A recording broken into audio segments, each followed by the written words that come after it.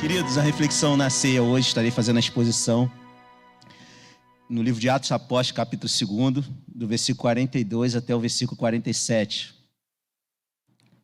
Diz assim a palavra do Senhor: E perseveraram na doutrina dos apóstolos e na comunhão, no partir do pão e nas orações. Em cada alma havia temor, e muitos prodígios e sinais eram feitos por meio dos apóstolos. Todos que criam estavam juntos e tinham tudo em comum. Vendiam as suas propriedades e bens, distribuindo o produto a todos, à medida que alguém tinha necessidade. Diariamente perseveravam unânimes no templo, partiam pão de casa em casa e tomavam suas refeições com alegria e singeleza de coração, louvando a Deus e contando com a simpatia de todo o povo. Enquanto isso, o Senhor lhes acrescentava dia a dia os que iam sendo salvos. Feche seus olhos e vamos orar em nome de Jesus. Deus, vivemos um tempo de grandes inovações tecnológicas, principalmente no que diz respeito às comunicações. Temos na palma da nossa mão acesso aos mais variados guias de conteúdo, aos mais variados portais de notícia e às mais sofisticadas redes sociais. Ou seja, a gente tem acesso muito fácil à informação hoje, ao conhecimento, tanto em relação à interação, quanto a interação também a consumo de conteúdo. A gente consome muito conteúdo. Nós vivemos a era da informação, as comunicações, dentro do nosso tempo histórico, elas são bastante avançadas, e em virtude desse avanço, a gente tem esse acesso muito fácil, na palma da nossa mão, para a gente poder ler um monte de coisa, que seja boa, que seja ruim. A gente tem acesso a conteúdo bom e a gente tem acesso a conteúdo ruim também. Neste contexto, se tornou cada vez mais difícil desenvolver solidez nos relacionamentos.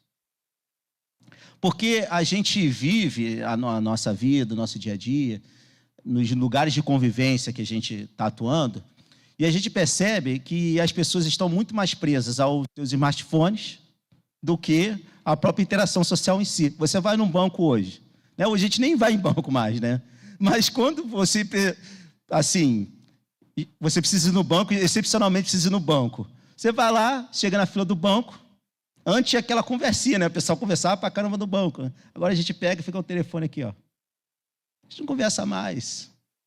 Você entra no elevador, antes você tinha aquele constrangimento de encontrar as pessoas no elevador, dar um bom dia, né? Tentar puxar um assunto ou não. Hoje você já entra no elevador, você já faz aqui, ó. Já pega o telefone.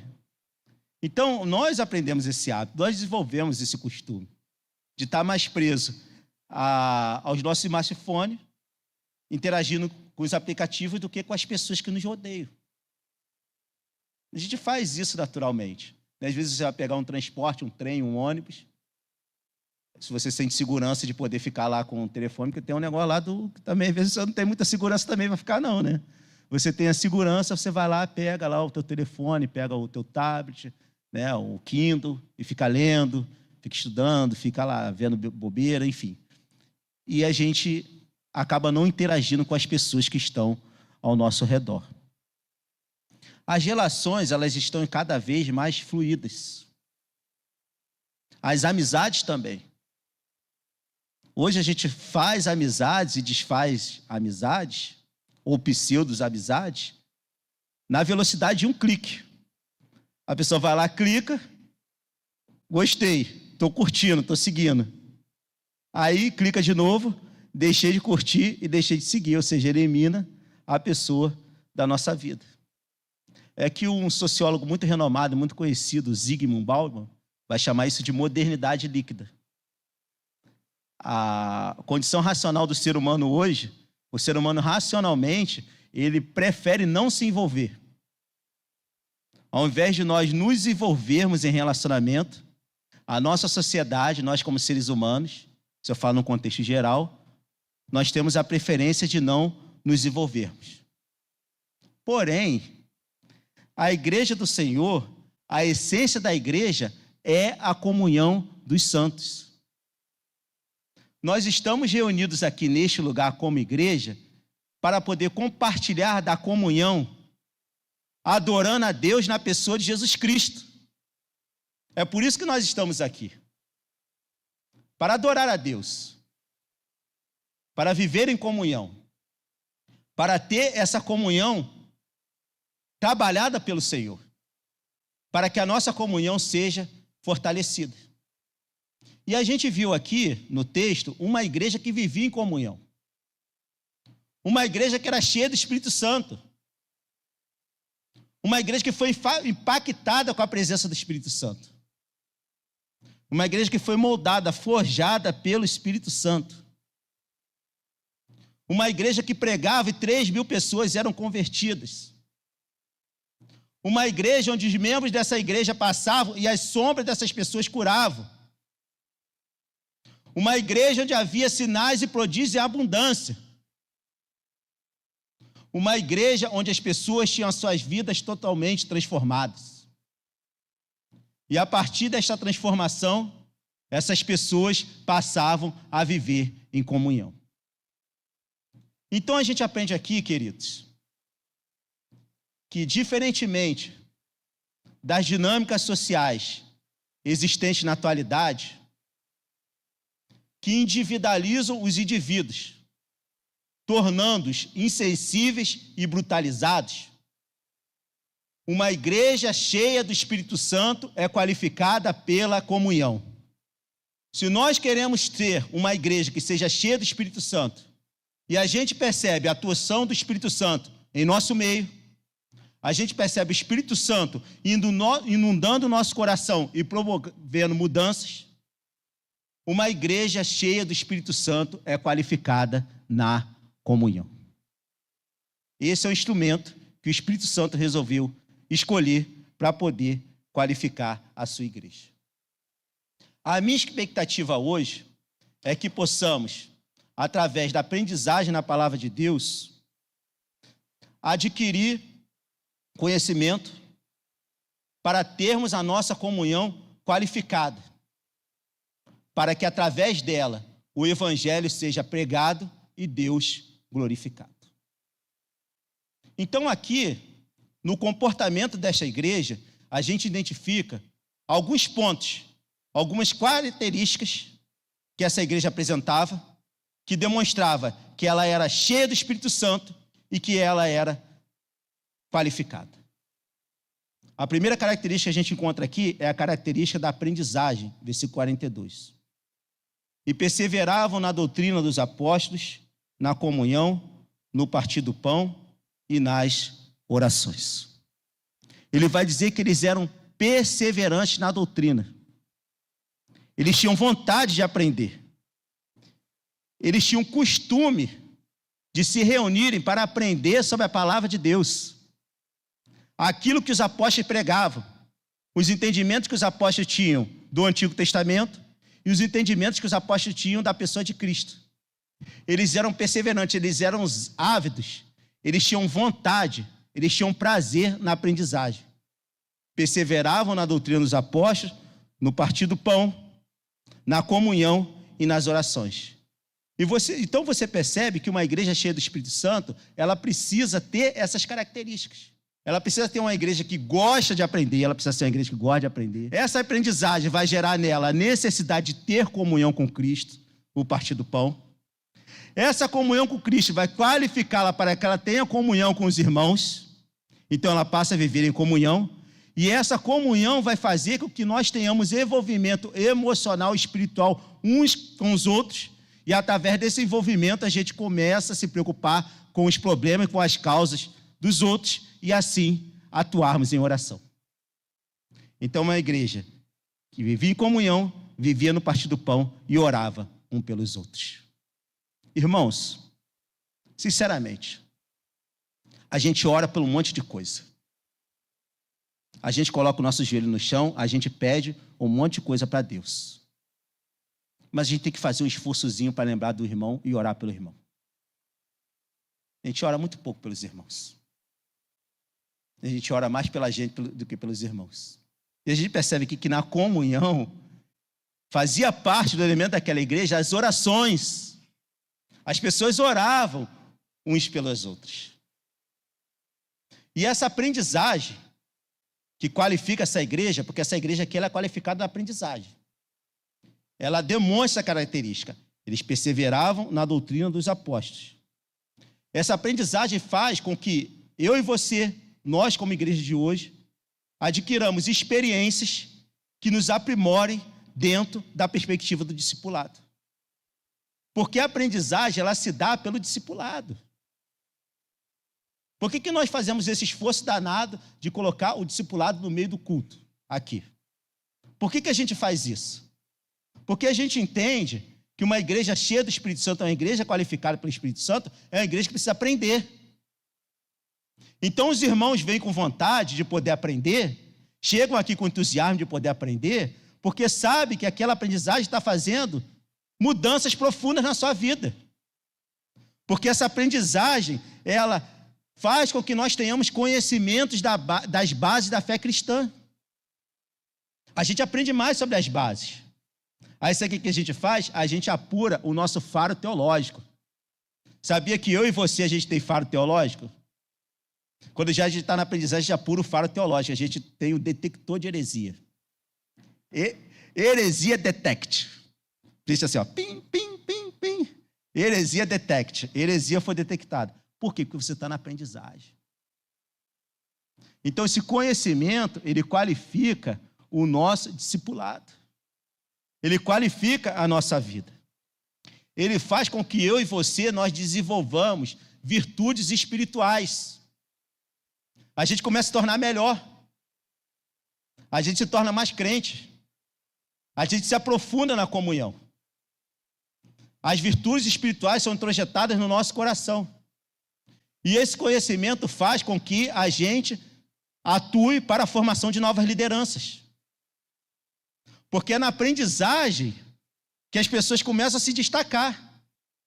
As pessoas começam a aprender, começam a se interessar, começam a desenvolver-se espiritualmente, qualificar-se, envolver-se cada dia mais e mais com a obra de Deus, e essas lideranças elas aparecem. Então tem alguns irmãos aqui que já estão me procurando, porque querem atuar na educação cristã. Os irmãos me procuram. Glória a Deus. Aí eu já mando logo vocês matricular logo no curso de teologia para poder estudar.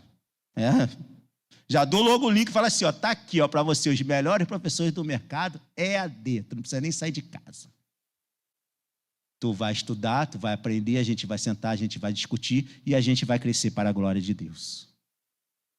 Então a nossa comunhão, uma igreja cheia do Espírito Santo, é qualificada na comunhão pela aprendizagem.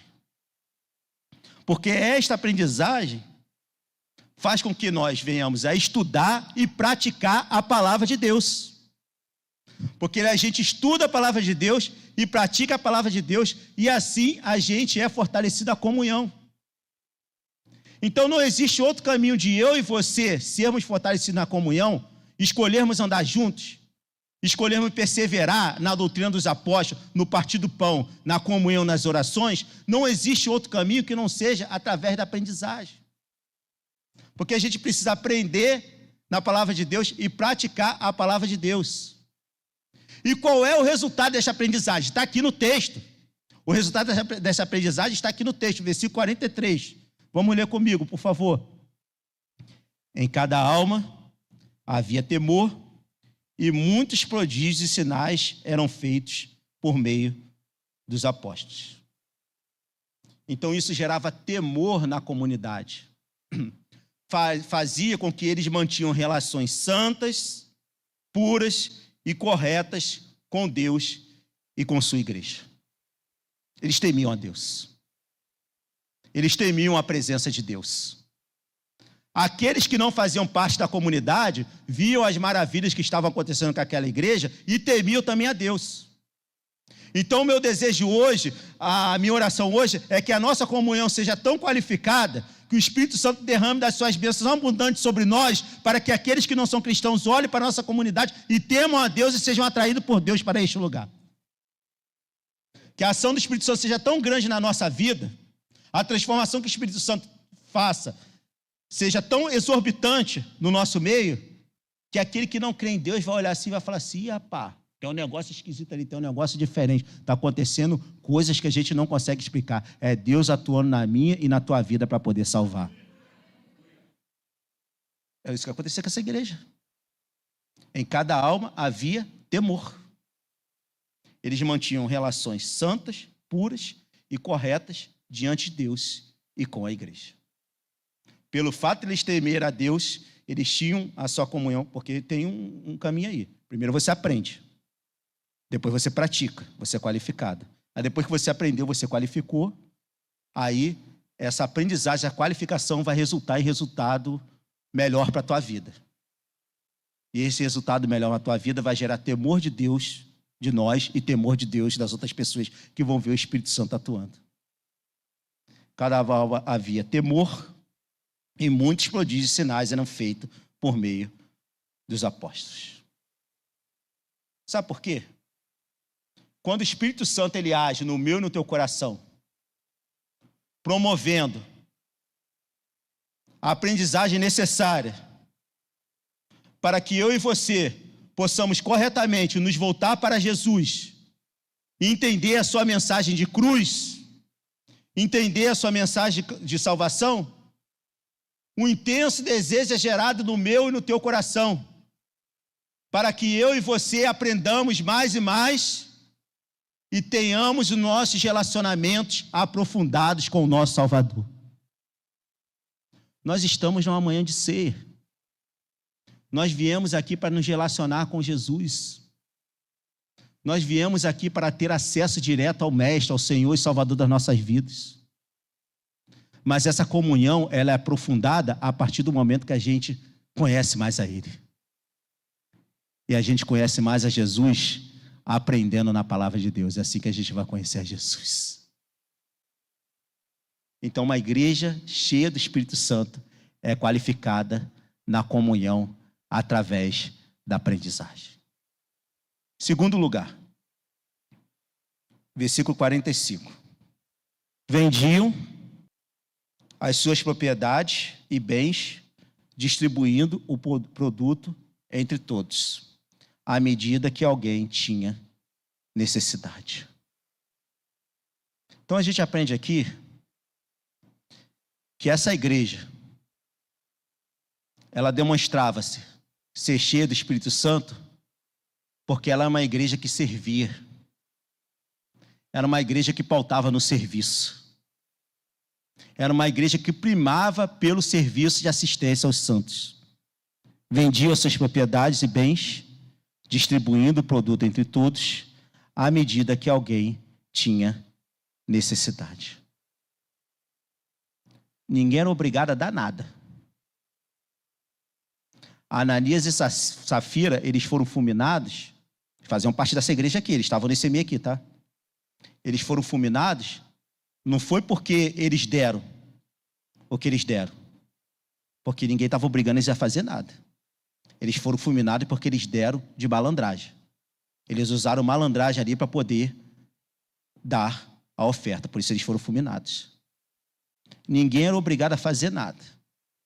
As pessoas davam de boa vontade os seus pertences, colocavam à disposição dos crentes, na medida que as pessoas tinham necessidade. Então, querido, evangelho nenhum vai obrigar eu e você a dar nada daquilo que a gente tem. A gente não é obrigado a dar nada. Mas nós somos impedidos pelo Espírito Santo para poder servir o corpo de Cristo. Mesmo que eu e você não seja obrigado a dar nada daquilo que você tem. Mas se o Espírito Santo está te chamando, se o Espírito Santo está te atraindo, se o teu Espírito Santo está te chamando, está te apontando problema, não é para o pastor Álvaro, para eu e para o pastor Sival resolver, é para você resolver. É porque a gente aqui tem a herança patriarcalista do Brasil, né, de tudo levar para a autoridade, né? O cara antes levava para o senhor do engenho, depois para o barão do café, depois para o coronel, e aí a gente traz para o pastor, né? Pastor que é para resolver o problema da igreja. Mas existem alguns problemas que estão relacionados ao serviço cristão, que não é para eu resolver, nem pastor Álvaro resolver, nem pastor Sival resolver. É para você resolver. Isso faz parte do nosso serviço. É para nós resolvermos. E que problemas são esses? Amparar as pessoas nas dificuldades da vida. Cuidado com os doentes. Às vezes a gente está sendo chamado por serviço para ter cuidado com os doentes. O meu carro, ele pertence a mim. Sou eu que pago as despesas dele. Mas vai chegar um determinado momento que eu preciso levar alguém no UPA. Que eu preciso levar alguém para fazer um tratamento oncológico. E não tem ninguém para levar. Se Deus me chamou para levar, sou eu que vou levar. Pela graça e misericórdia dele, distribuíam tudo aos seus bens à medida que as pessoas tinham necessidade. Deus me deu, é meu. Mas se eu tiver que colocar à disposição o serviço de Deus, eu vou colocar para a glória dele. Assistir as pessoas, amparar as pessoas nas adversidades da vida, amparar aqueles que estão passando por crises existenciais. Tem gente aí passando crise existencial. Tem gente aí que está funcionando muito bem, não. As ideias, elas não estão muito bem organizadas. Irmão, me dá uma mão aqui, respira. Você não está sozinho. Eu estou com você. Eu vou te amparar.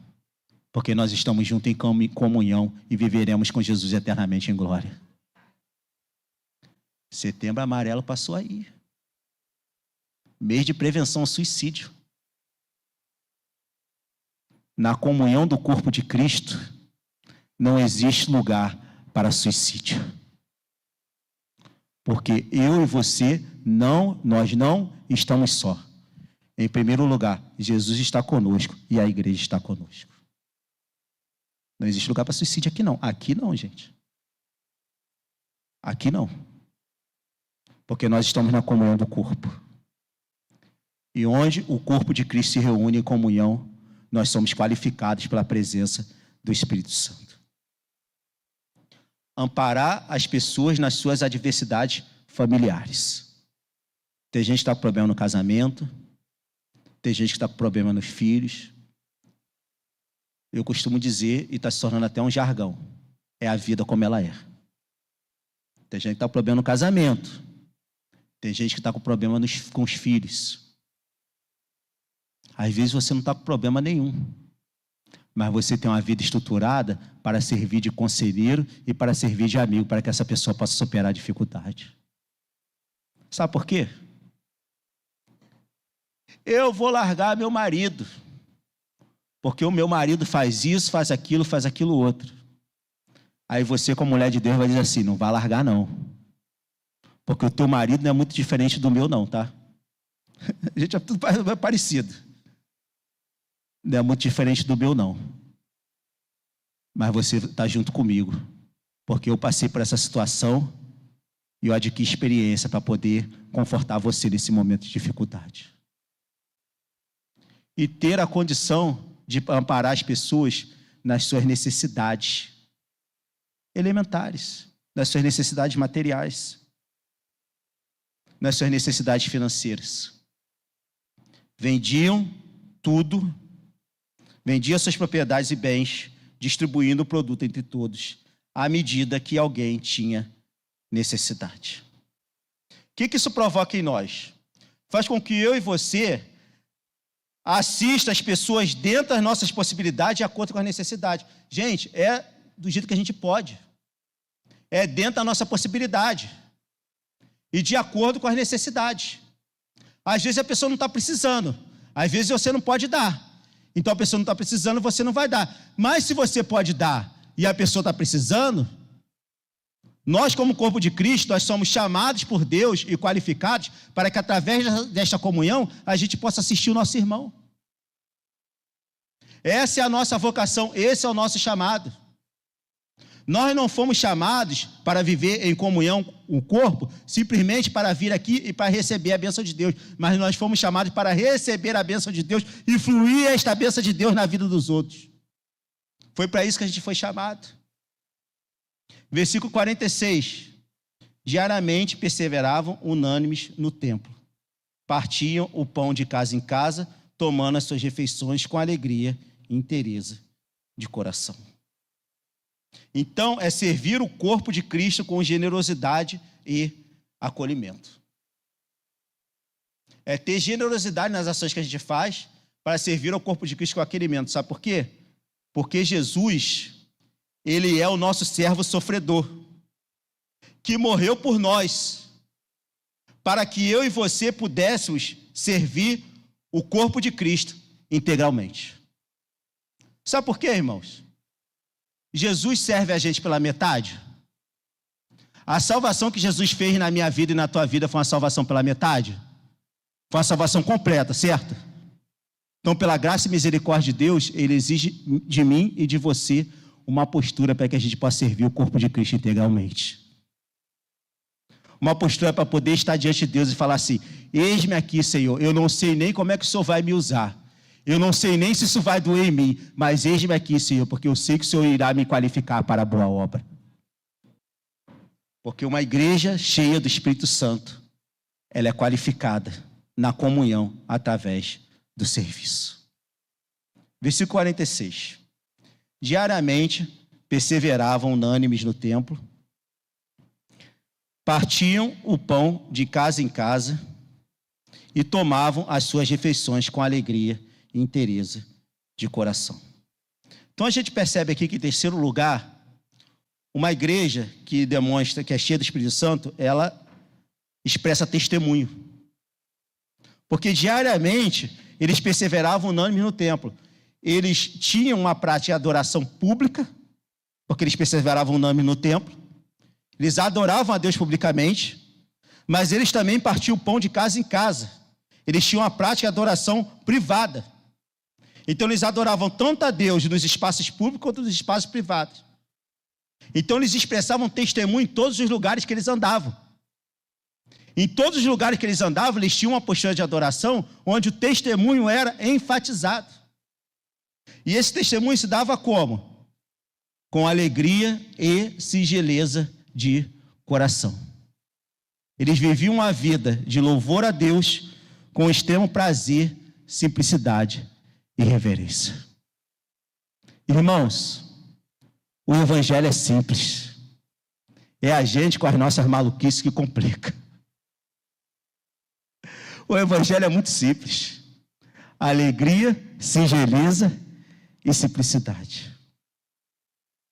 Porque estes indivíduos aqui, eles tinham uma conduta cristã que servia como instrumento de evangelização. Eles eram simpáticos. Vai ter a festa do final do ano na tua empresa, não vai? Aí você, como crente, o que você vai fazer? Você não vai, certo? Eu vou, na minha. Inclusive vai aparecer a foto lá no Instagram. Sou eu mesmo que vou estar lá. Ainda vou botar a camisa do Vasco ainda, para não deixar dúvida. Porque eu tenho irmão gêmeo, é fluminense. Aí para não deixar dúvida, eu vou botar a camisa do Vasco ainda. Sou eu. Irmãos, nós fomos chamados para poder influenciar o mundo, não para poder ter medo do mundo. Nós fomos chamados para influenciar o mundo. É a simpatia. A minha chefe já chegou e me mostrou já no celular dela aqui, ó. Tô pensando em fazer a festa final do ano aqui. O que tu acha? Me mostrou lá as fotos lá. Falei, maravilhoso. Inclusive, tomara que tenha sol, que eu vou pular nessa piscina aí. Vou botar aquela roupinha, né, para não mostrar. Né? Tá vendo? Eu sou tão ousado assim, né, gente? Vou botar aquela blusinha aqui para não mostrar. E vou pular na piscina, irmão. Simpatia. Versículo 47. Louvando a Deus e contando com a simpatia de todo o povo. A nossa conduta de evangelização faz com que a gente seja pessoas acessíveis. Você chega no teu ambiente de trabalho, você chega nos lugares de convivência e a pessoa fala assim, chegou fulano aí, fulano é legal pra caramba, eu posso contar com ele. Fulano não é fechadão não, fulano não é carrancudo não, fulano é parceiro. Fulano é amigo, ele é uma pessoa acessível. Quando ele tiver uma dificuldade na casa dele, tu acha que ele vai procurar quem? Ele vai procurar você, irmão, você que é o equilibrado da história. Ou vai procurar o psicólogo depois, né? Primeiro ele vai procurar você. Você que é o equilibrado da história, você que é a porta de entrada. Era uma igreja que amava. Eles tinham a simpatia de todo o povo porque eles amavam. Era uma igreja que dizia para eles assim: eu sei que vocês são idólatras, eu sei que vocês são pecadores, mas eu amo vocês. Não era a igreja que dizia para as pessoas: eu odeio vocês. Era a igreja que dizia: eu amo vocês. Não era a igreja que dizia para as pessoas assim: eu quero ver vocês salvos. Não era a igreja que dizia: eu quero ver vocês mortos, eu quero ver vocês salvos. Nós amamos vocês. Eles conquistavam a simpatia de todo o povo. E era uma igreja que as pessoas confiavam. As pessoas tinham confiança naquelas pessoas. Louvando a Deus, contando com a simpatia de todo o povo. Qual o resultado disso? Enquanto isso, o Senhor lhes acrescentava dia a dia o que iam sendo salvos. Meu irmão, eu não sei você, mas essa palavra me fere. Essa palavra me fere profundamente. Porque se o meu testemunho é o agente fundamental para que pessoas sejam acrescentadas dia a dia para serem salvas, se o nosso testemunho é um agente fundamental, isso me incita a praticar comportamentos que favoreçam a propagação do Evangelho.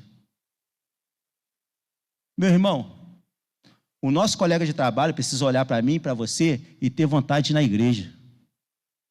E praticando esses comportamentos, a gente contribui para que vidas sejam positivamente impactadas e almas salvas.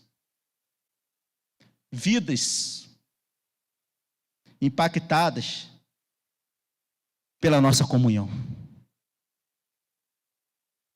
Que a nossa comunhão ela seja tão forte, que a nossa comunhão seja tão qualificada, que a nossa comunhão seja tão abençoada, que o Espírito Santo inunde o meu e o teu coração de uma maneira tão plena, tão extravagante, que esta comunhão possa impactar vidas, pessoas possam olhar para a nossa comunhão e assim serem atraídas para serem salvos.